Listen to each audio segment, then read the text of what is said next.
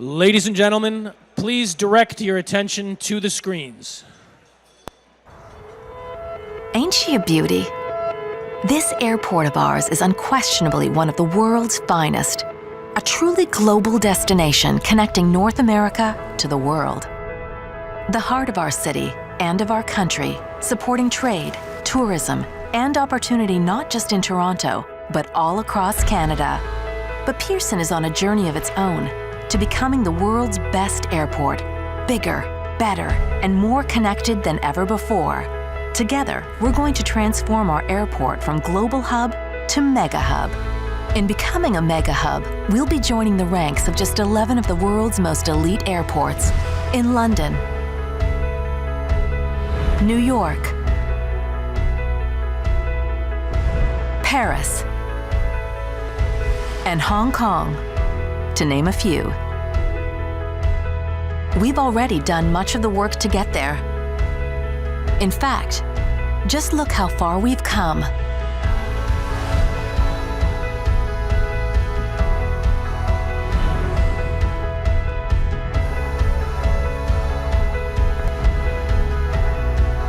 We've got all the ingredients, we have the plan, and we have our connection to new heights.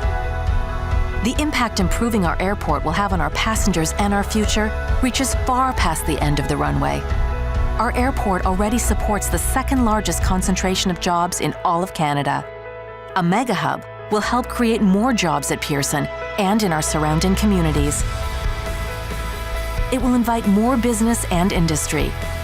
It will help create stronger connections between Canada and the world, increasing trade and tourism. We'll be able to experience more and share more. Our neighborhoods and our country will thrive. Let's get the region and the country moving. Our journey to becoming the world's best airport, the next mega hub, is our connection to a great future. It's our motivation to do our best for our passengers every day, and it begins today. Our best destination yet awaits us.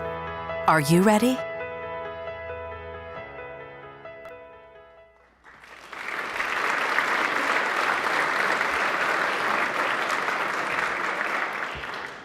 Good afternoon, ladies and gentlemen. Please join me in welcoming our television and webcast viewers, and thank you to the GTAA for that very interesting and exciting video.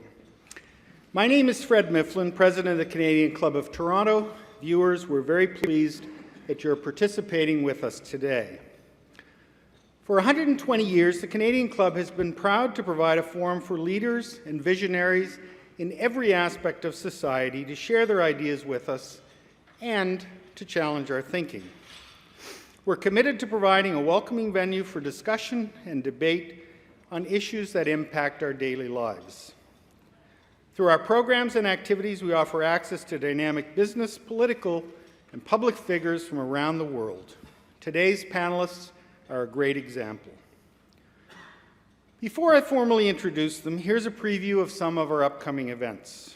On Monday, December 5th, Neil Pasricha, happiness expert and best-selling author of the Book of Awesome, will take to our podium to share his unique frameworks on creating happiness and driving engagement and high-performance results, justifying the premise that happier employees build stronger organizations. And on Monday, December 12th, Michael McCain, President and CEO of Maple Leaf Foods, will speak to us about the importance of food security, which currently 4 million people and 1 in 6 children in Canada do not have. Maple Leaf Foods will be launching the Centre for Action on Food Security to combat this ongoing challenge. To order your tickets or to learn more about the club, please visit our website at canadianclub.org. You can also join the conversation via Twitter and Instagram by following us at CDNCLUBTO or by using that hashtag. I want to express special thanks to today's event sponsors, AMIA, CIBC, and Deloitte. Thank you all for your generous support.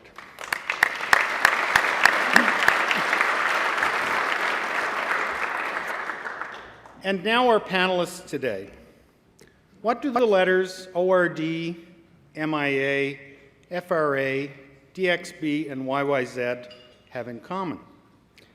For aviation buffs, the answer is simple. They're the airport locators of some of the world's busiest airports. For aviation executives, they represent the national or global hubs around which their flight routing strategy and profitability models are built. And for economists and urban planners, they represent tremendous opportunities to drive regional and, in fact, national economic growth, as transportation and goods shipment hubs, nucleuses of industrial activity, and the pursuit of the world's favorite pastime, shopping. It's no surprise, then, that Air Canada, Toronto Pearson, and economic growth within Southern Ontario are inextricably linked. As Air Canada's global growth strategy has Toronto Pearson at its core, and as Toronto Pearson's long-term infrastructure plans are tied to the success of its largest customer. The other critical element that's driving change in transportation is technology, which is fueling the development of new approaches to how we work and play. Results of a recent survey reveal that 44% of travelers expect to plan their next holiday in a few simple clicks on their tablet or cell phone, and more than half of respondents are planning to use more travel-related apps in 2017. We're pleased to have two travel industry leaders with us today to discuss the role of air connectivity in today's dynamic marketplace and the importance it plays in driving regional and national economic growth. Ben Smith has been in the role of President Passenger Airlines with Air Canada for just over 2 years. A 26-year industry travel veteran, he oversees the commercial strategies and financial performance of the airline and its subsidiaries. He was also instrumental in the launch of Air Canada Rouge, the company's lower-cost airline. Howard Eng assumed the position of President and Chief Executive Officer of the Greater Toronto Airports Authority, better known as Toronto Pearson, in 2012. As head of the GTAA, Howard is focused on building Toronto Pearson, Canada's largest airport complex, as we saw in the video, as North America's premier international gateway. Prior to his current role, Howard was Executive Director of Airport Operations for the Airport Authority in Hong Kong. And moderating today's discussion is Amber Kanwar. Amber is an anchor and reporter who appears on BNN's Business Day AM and The Disruptors. She's interviewed CEOs from across Canada and is well known for her investigative work. If you have a question that you'd like to direct to either Howard or Ben, I ask you to please fill out the Q&A cards, which are on your table, and one of our staff will be happy to collect them. So, Amber, Ben, and Howard, welcome. The Canadian Club of Toronto's podium is yours.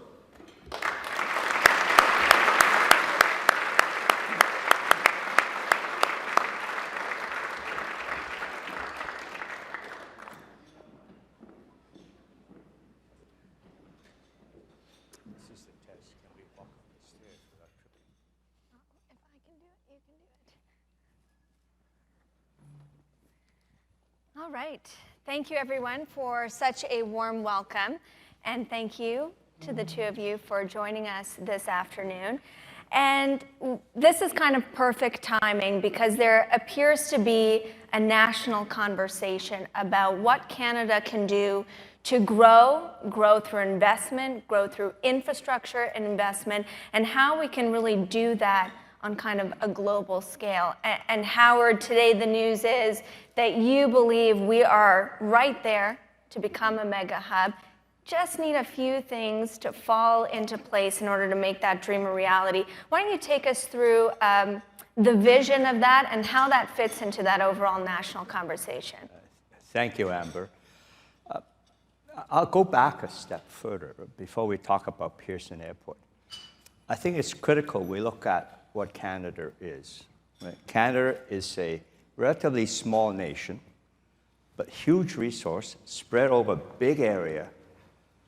So in order, we don't have that big a home market. For us to compete, we've got to take our facility, we've got to take our goods, we've got to take our knowledge, we're to go around the world. So what does that mean for us? In order to be competitive in the world, we've got to get there. And to get there, you've got to have a carrier that's global in nature, Air Canada here, But you also need an airport that, working with its carrier, can get you to all those destinations we need to either want to play, want to invest, or want to go there just, I don't know, see it, just to touch it and feel it. So to me, I think Canada needs that kind of connectivity, that kind of mega hub that's represented by Heathrow, Hong Kong, Singapore, Frankfurt. And I think we are almost there. We need, and I think you see our paper we issued today, we need some help from the government. And that's something both Air Canada say the same thing. We need better CATSA. We need basically what we call better connectivity, better flow for us. But I think it is critical that we all support it and make our voice known to government. But even more critical for me is that 60% of our traffic comes to this area, again, as tourists, to invest or to do business. The airport is not the final destination. As much as I worked in airport for many years, airport is not the final destination. They need to go to downtown, they need to go to Niagara Falls. How can we ensure that the ground transportation facilities are there so that people can, after flying for many hours, arrive at the airport, can get to their final destination smoothly and easily, not spend 3 hours sitting on the 401. So that's the last piece of the puzzle. It's not just the connectivity in the air. How can we enhance connectivity on the ground? And Ben, for Air Canada, the largest customer of Pearson, infrastructure is obviously very critical to your company, which employs lots of people. Maybe talk about that connectedness between the infrastructure that exists and Air Canada's ability to grow. Sure. So we've got 15,000 employees based in the Toronto region. So getting to and from the airport is obviously very critical for us. But I think more importantly, our ambitions to really take our operation at Pearson onto the global stage and to a much more competitive position globally, like top 10, top 15 airports in the world, requires the infrastructure and the processes inside the building to be as efficient and optimized as our biggest competitors. And that's one of the missing links that both of us are working so closely to try to improve. And with that, with the geography that we naturally have here, the ambitions of everybody in the city of Toronto, we're quite confident that we can definitely take Pearson, as well as our company, to a much higher position globally. And with that brings an enormous amount of spin-off benefits in terms of the cities that we can link directly to Toronto and the amount of trade and tourism that will follow with that. So just to give you a few more stats here, we spend directly $1 billion on salaries in the Toronto region, $3 billion directly for our airline. That has spin-offs for $20 billion. And we'd like to increase the size of our footprint, a good 20, 30, 40, 50%. And all that is great for this city. And if you look around at some of the examples, we're not inventing anything here. This has been demonstrated in many other cities around the world. Amsterdam was the first global mega hub combination airline and airport. And then that's been duplicated in Singapore, in Hong Kong, and then the one that is probably the most famous of the current era would be Dubai, where a very small city around an airport, an airline, and a lot of ambition have been able to create a true financial and tourism hub in that part of the world. So you both touched on kind of a key point, that is kind of ease of travel, and that is in two ways: getting to and from the airport so you're not in the 401, and really smoothing out the process within the airport from check-in to actually boarding the flight. Let's start on the transport piece, because there have been steps taken. The UP Express, and there was questions about how enthusiastically that was taken up by people. Was that kind of a first step, and what you hope to see several more steps, Yes. Howard? Yes, it is a great first step, but it is the first step. And actually, I use it just about daily. It's very convenient. I live just a little bit north of St. Clair. I take the TTC down and go. What is wonderful about it is time certainty. When you get Union Station, 25 minutes later, you're at the airport. It's the first piece. around Pearson, as Ben was saying, we have 49,000 people working at Pearson. GTA only have a modest 1,300, by the way, but it's 49,000 working at the airport. But there is actually Pearson anchor, the second largest employment zone in North America, in Canada, just behind downtown Toronto. There's 300,000 people working there. And you think about it, how do they get to work every day? Same road, same 401 that our tourists and our goods are trying to use. So yes, the first piece of the puzzle is Union Express, but it's only one line and one destination. I think we need things like the Eglinton line hooking up, the Finch line, all of that so that not only to get passengers to get to their final destination, but to take people that works in the zone, get them to work using public transit. Those airports Ben mentioned around the world, most of them, there's about 30 to 40% of people coming to the airport there are using public transit.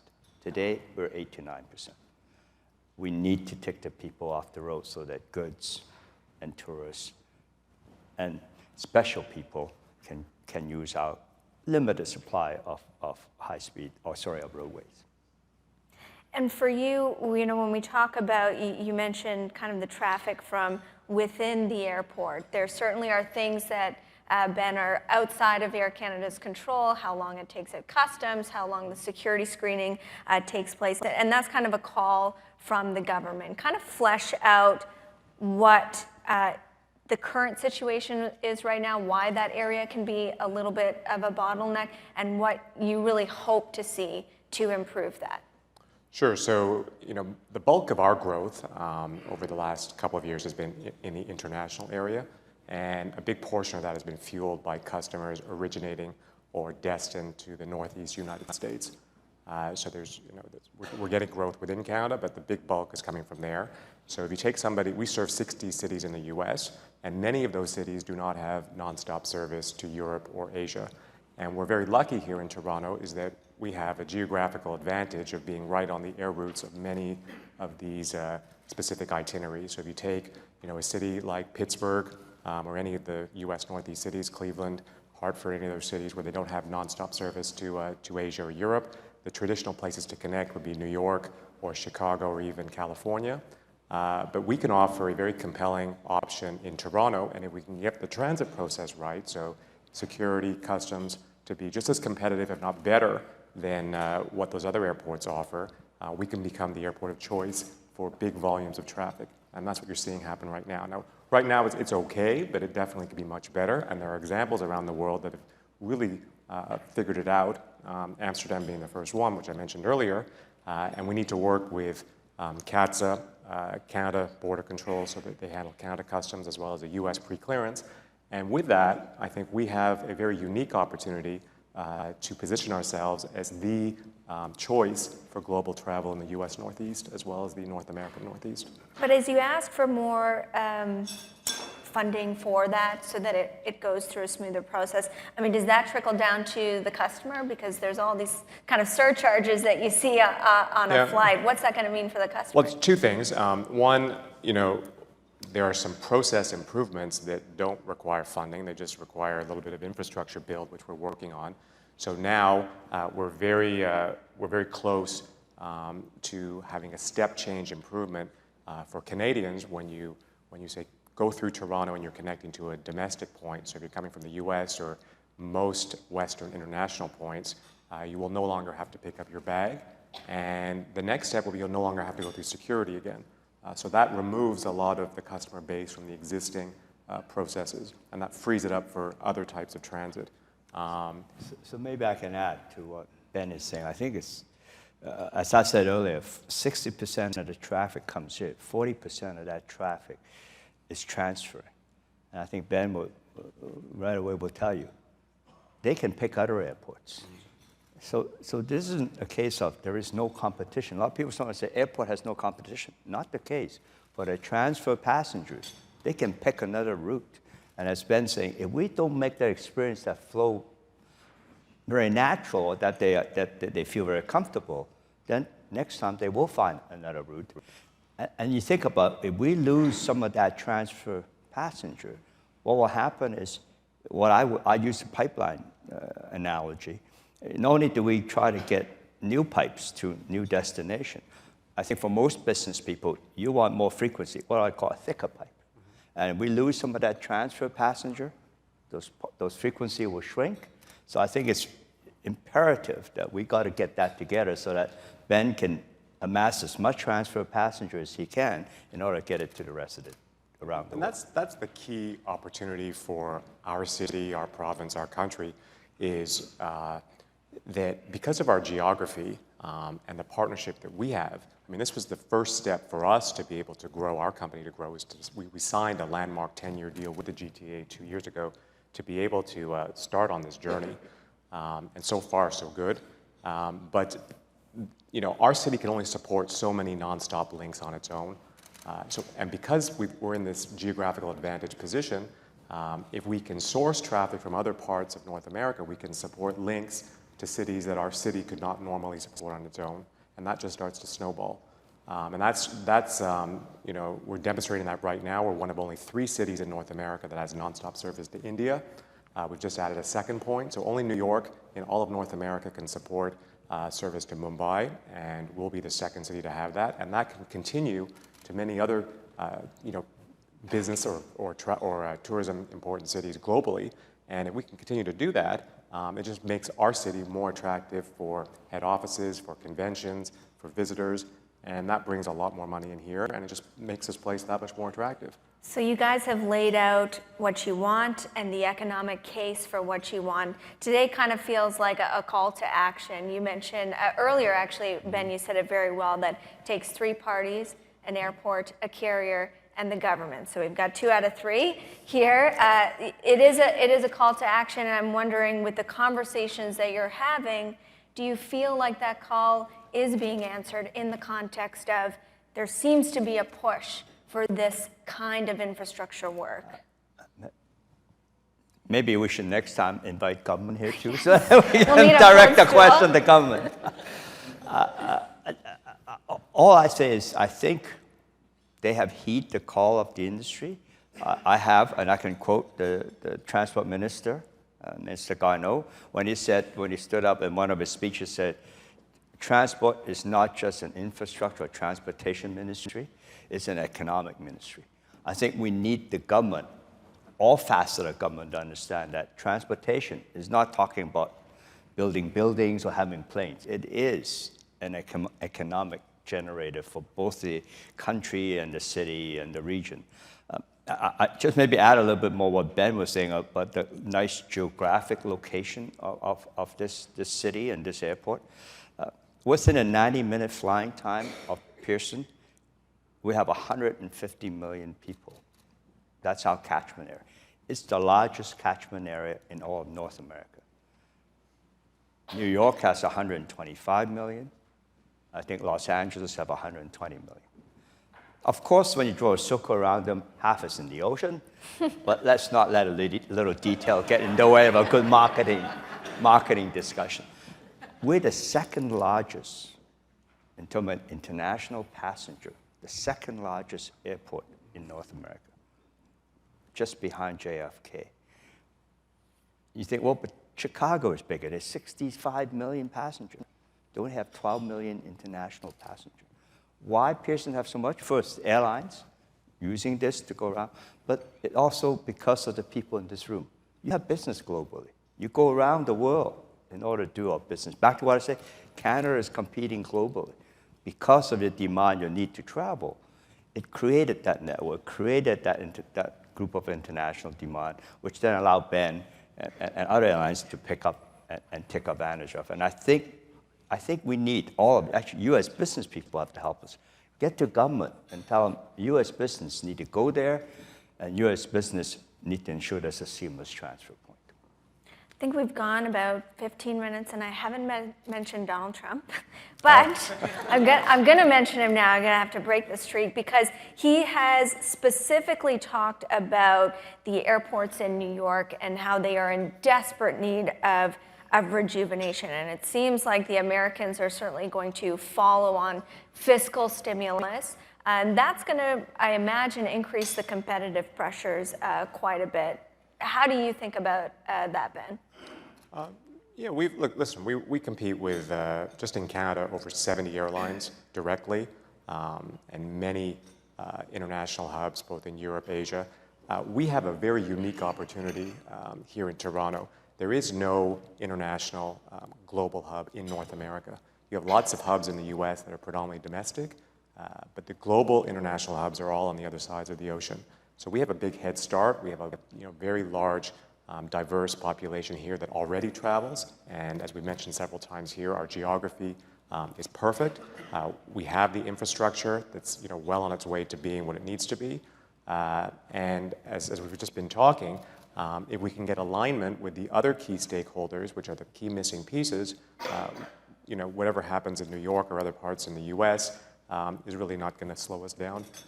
And we're not inventing anything here. There are, I've already brought up Dubai, but you see here where you have alignment of the government, the airport, and the airline all together, you can do some amazing things.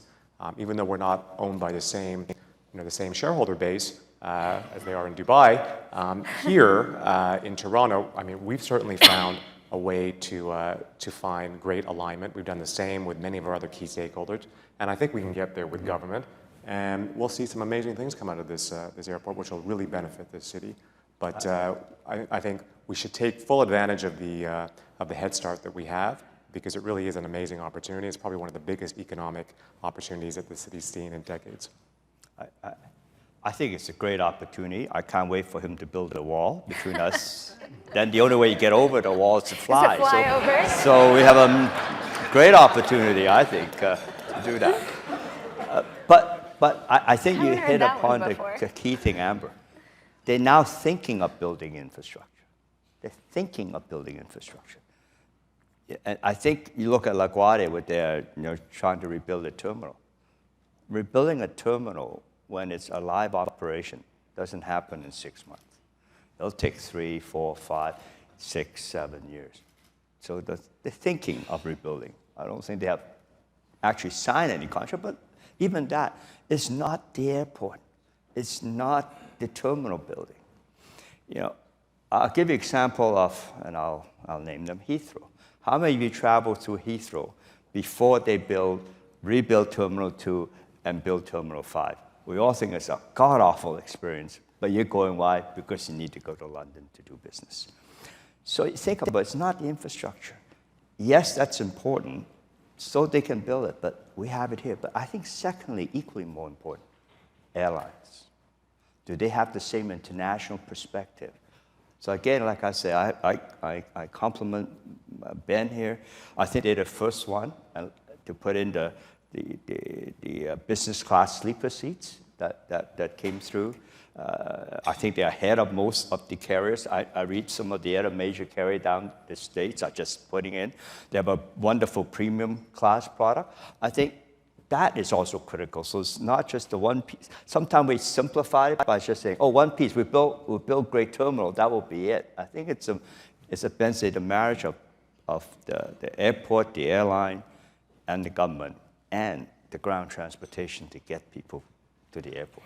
Do you need the government because the costs right now, the cost structure is too high for infrastructure expansion? I guess I'm trying to figure out, why can't industry solve this problem on its own? Well, for example, we do. I know a lot of people know that. Even though all of you pay a security charge, we also provide, we also buy services as an airport, buy service from CATSA in order to increase the number of lines so that to minimize the waiting time. Most of you go through U.S. preclearance or through Canada Custom. If you got Nexus, if you go use Global Entry, that's an American system. All the other kiosks there is provided by the airport.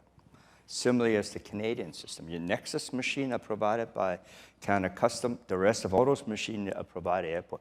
So for those things, it's easy. But at the end of the day, automation couldn't work that far.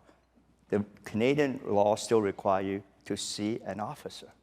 As Ben's growth rate coming into this airport grow by 10, 15% a year, eventually you'll be, no matter how you automate the kiosks, eventually when you have to go see an officer, they're going to see that many at any one time. So we still need that support from government to do their part, to provide the resources that they need to provide to meet the growth coming.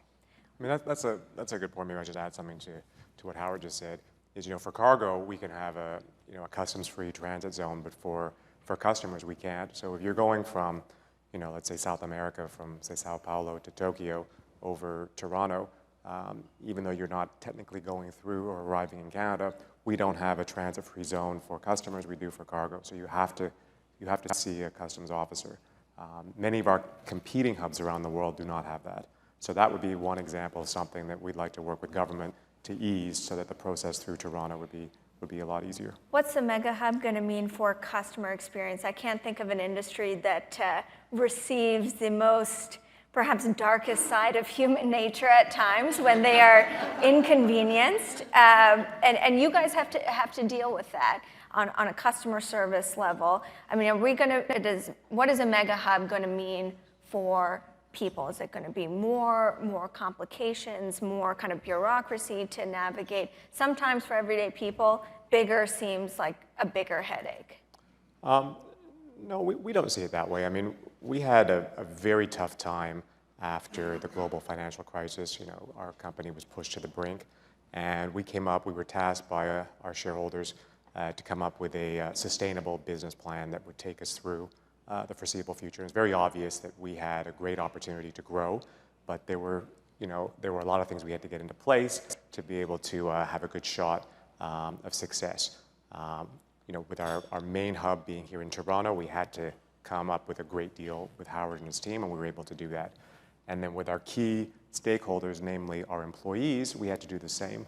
And that started out, I know there's a lot of members of our pilots here today. We negotiated a great growth deal with them. We're a 10-year, no strike, no lockout, unheard of with our company, unheard of in the North American industry. We did the same with the rest of our organized labor groups. And with that, we now have the stability, as well as a new business model. We were able to start a lower cost leisure carrier for certain markets. We just had our best year financially last year in the 79-year history of our company, and we're hoping to top that this year. So with that, we can now invest in customer service and products like we've never been able to in the past. So we believe that our offering going forward, even though we're growing, will be superior, and not just in the air, but also on the ground. So it should not be the nightmare that you just mentioned. These are not customer complaints, by the way, that I'm going to read out. But I do have some questions from the audience with the limited time that we have. And this one actually, Ben, is for you. We know that the federal government has announced a new carbon tax effective January 2017. How does that affect your business? And of course, for flyers, do those costs get passed down to the passengers? So our view on infrastructure taxes or industry taxes or anything that's unique to our business, yes, they will eventually get passed down to users, to our customers. But we're okay with things like that so long as they're levied in an equal way across all of our competitors. And this is still very early on that, so it's hard to have a full view on that. But with the existing taxes and the existing rules and regulations that are imposed on our company and our industry, we still see a lot of imbalance, and that makes it very tough to compete globally. And that's one of our challenges that collectively we're trying to address. That the spin-off benefits for all the stakeholders are so great to hold us back with an imbalance in terms of how we're taxed and how we're regulated really does hold back some great opportunities. So, if this carbon tax, endeavor, obviously it's for a very good reason, and it's got, makes a lot of sense on a lot of fronts. But, if it disproportionately holds us back from our plans, obviously we're going to fight it. But we're not. I think it's a bit early to say where that's going to end up. Maybe I can add a little bit. I think the aviation industry is very responsible in this area. I think IATA, which is the Airline Association, have committed to be carbon neutral in the next 20 years. And actually, 50 years from now, even though the volume will probably triple, the carbon footprint will come down. I have to congratulate the airline industry. They're out there experimenting with biofuel. I don't hear many other industry doing this. We at the airport looking at how we can have more electric vehicles and so I think the industry as a whole is very understanding of it, and we will try to work with government to ensure that we are as responsible as possible. Maybe just one more thing I'll add to that is, any of you who've had the chance to fly in our new 787 Dreamliners, the fuel burn on those airplanes is just so much lower than older generation aircraft. That alone, reduces our footprint in a big way, and we're fully committed to that airplane, as well as the Canadian-built C-Series, which we're looking forward to taking delivery of in a few years. And last one, Howard, this is for you. The federal government has floated the idea of privatizing the Canadian airports. That might require a restructuring of the model to for-profit. If you think about that, I mean, how does that affect the traveler if the model of the GTAA is to change? I would say nothing. For the simple reason we are privatized already. People may sometimes forget, starting in 1993 to 95, before that I was working in an airport. We were a Department of Transport Canada. I was a civil servant. After 93, between 93 and 95, I think Pearson left the federal government in 95. After that time, the federal government doesn't invest anything at the airport. As a matter of fact, specifically written in our lease, we cannot get any funding from the federal government. We must, self-fund. I pay, and I think again it's in our annual report, about $120 million in rent to government. We rent the airport from them, and we pay a rent. And at the end of our lease, we've got to return the airport to the government in pristine condition and debt-free. So over the last 4 years, Pearson Airport was able to reduce our debt by $500 million, and we reinvest over $600 million in the facility to bring it up to hopefully you notice, the condition and some of the retail and so on that we put in. So to me, during that same time, we have not increased our AIF to the public, our airport improvement fee. We have lowered our airport charges by 30% and have kept it flat to the carriers for the last 3 years. So to me, we are running it like a business. We are a business. We run it like a business. The only difference is I'm not for profit today. If the government, and I understand it's not yet, they have not decided upon it as a policy. They're reviewing it because it's a recommendation made by Emerson in this study, but now the government's looking into it. Is there a difference? I think the key factor is we as an airport committed to be one of the mega hubs in the world, and a lot of them make money anyway, and there's different models in terms of ownership for all of those different airports. I think if we bring the right passenger, we have the right business partner, I think we can grow this airport. We can grow to be one of those world airports, and it doesn't matter if it is not for profit or for profit. Howard and Ben, thank you so much for your time, your insights, and your candor. And thank you, all of you, for joining us.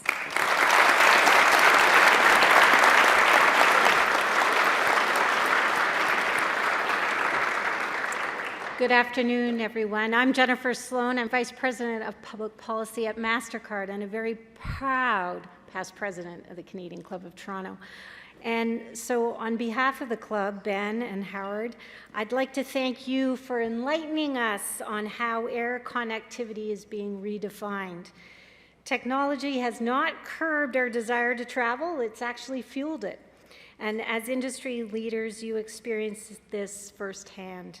Our desire to travel, indulge in adventure, and meet face-to-face remains strong. We're impressed by the numerous investments that Air Canada and the GTAA have made and are committed to making to respond to travelers' needs and trends. A thriving travel industry is a great sign of a booming economy.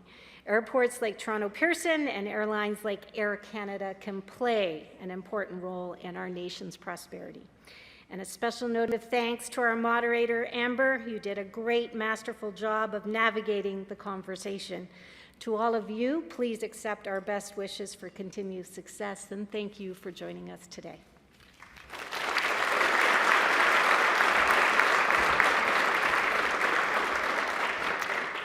Thanks, Jen. I also want to reinforce our appreciation and thank Ben, Howard, and Amber for your insights into the industry and for joining us today. Again, special thanks to AMIA, CIBC, and Deloitte, our event sponsors, and to Air Canada for your continued support.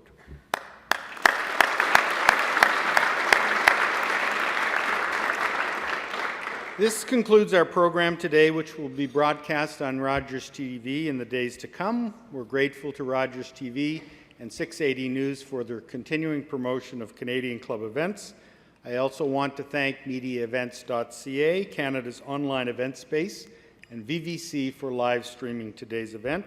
To learn more about the club, please visit us at canadianclub.org. Thanks to you all for joining us. We look forward to seeing you at another of our events in December. Have a great afternoon.